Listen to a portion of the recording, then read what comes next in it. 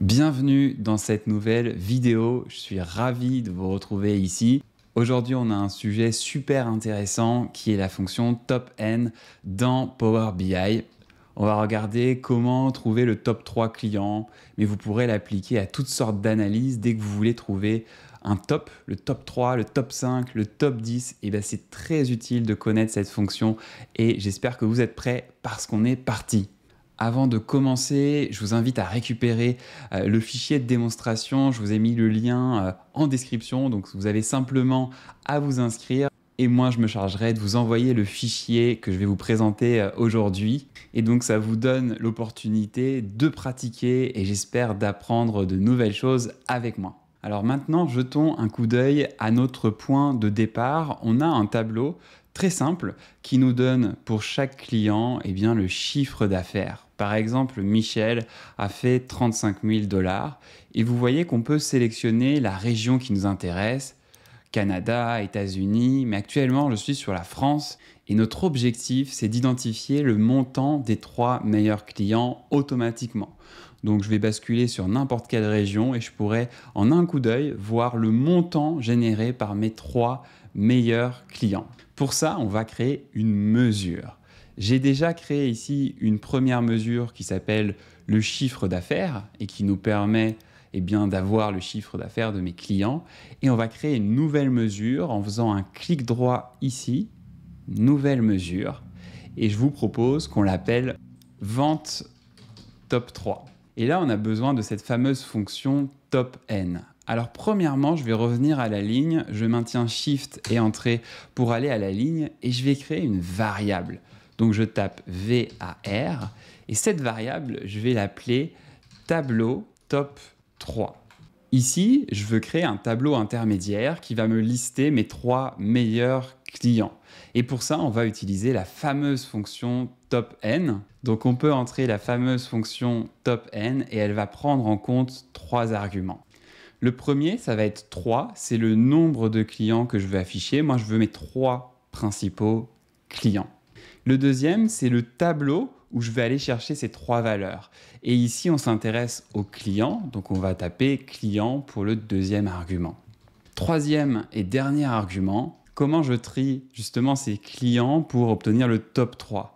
Moi, la mesure que je vais utiliser, c'est le chiffre d'affaires. Donc, je dis, prends-moi les 3 meilleurs clients et mon critère pour les sélectionner, c'est le chiffre d'affaires. Je fais Shift Entrée pour aller à la ligne et je vais pouvoir faire Return. Et maintenant, la question, c'est qu'est-ce que je vais retourner à l'utilisateur, sachant que nous, on voudrait un montant. C'est quoi le montant de ces 3 meilleurs clients ? Cette variable qu'on a définie, vous ne pouvez pas la retourner. Donc, on va essayer de le faire, on va voir ce qui se passe. Si vous retournez cette variable, Power BI n'est pas content parce que vous essayez de retourner un tableau. Et une mesure, c'est un chiffre, c'est un montant. Donc ça, c'est un résultat intermédiaire et il va falloir compléter la mesure pour agréger tous les chiffres d'affaires sur ce tableau-là. Mais à ce stade, je suis quand même curieux de savoir qu'est-ce qu'il y a à l'intérieur de cette variable. Et il y a une technique que vous pouvez utiliser ici. Vous pouvez, devant cette variable, ajouter to JSON. Ça va vous permettre de retourner ce tableau dans un format particulier, un format structuré. Alors, on va voir ce que ça donne. Je clique sur mon rapport, je vais insérer un tableau et je vais essayer d'y insérer mes ventes top 3, donc la mesure qu'on vient de créer. Et vous voyez qu'on a cette variable qui s'affiche. Et ce fameux tableau intermédiaire, on peut voir à quoi il ressemble. Et si vous regardez bien, on retrouve bien nos meilleurs clients. On retrouve Michel, on retrouve Thomas et on retrouve Adèle. Donc, on a bien ici les 3 meilleurs clients, le top 3. On retrouve bien nos 3 meilleurs clients, mais c'est certainement pas comme ça qu'on veut retourner l'information. Donc, on va revenir dans cette mesure, vente top 3, et on va retirer le to JSON ici. Et à la place, on va appliquer une opération. Et ici, l'opération qu'on va appliquer, c'est le SUMX.